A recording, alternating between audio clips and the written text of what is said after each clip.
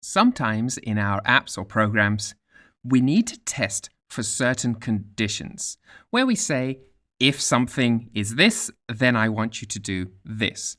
Or if it's not that, then I don't want you to do this. And another way of writing that is by using switch case statements.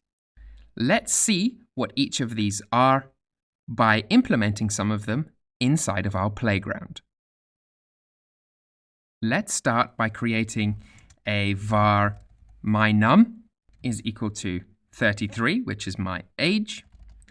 And then we're going to say if, because we're going to test something related to mynum.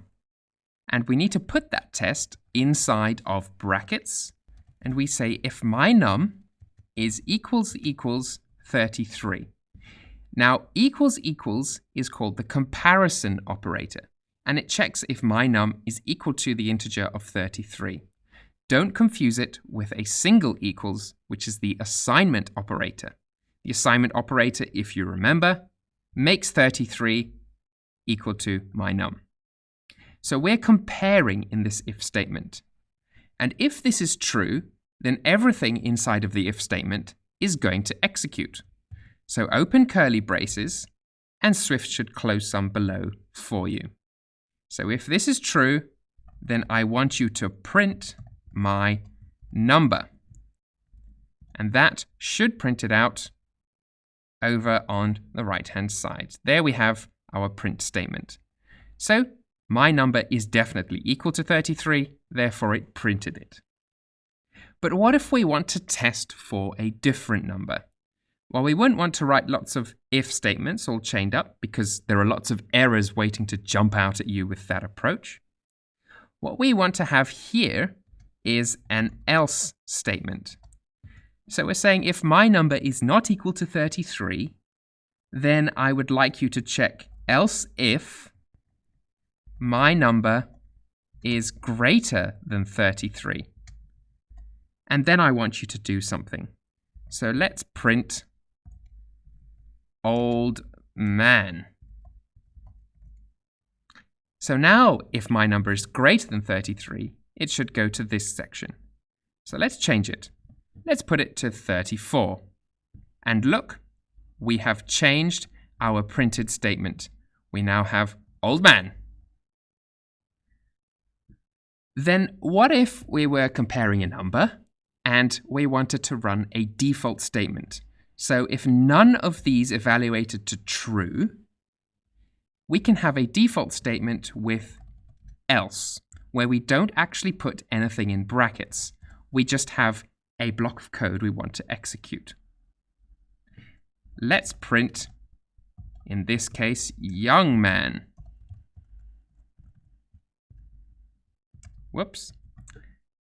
And now if I change my num to 31, for example, I am going to get young man printed out. I can even change it to -100. And I guess technically that is a really, really young man. And it prints out young man for us. So let me change this back to our 32. And now I wanted to show you the difference between an if-else statement and a switch case. And that is primarily the structure. Because if-else, it kind of gets convoluted and it's hard to read in a program. You know, when you're skimming over your code, that would be difficult to understand immediately what's going on. So a switch case statement kind of gets around that limitation. Let's have a switch. And if you press the autofill, it tells you switch requires a value. And then it gives you a case of pattern and code and a default of code. So we're going to pass over the value of my num. And we're saying the case where my num is 33, I would like you to print my num. And we can add another case to that if we wish.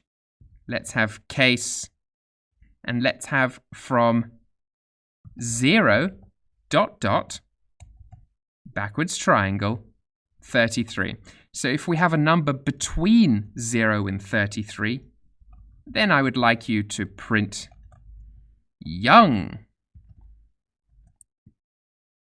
And our default code, let's have a print of old.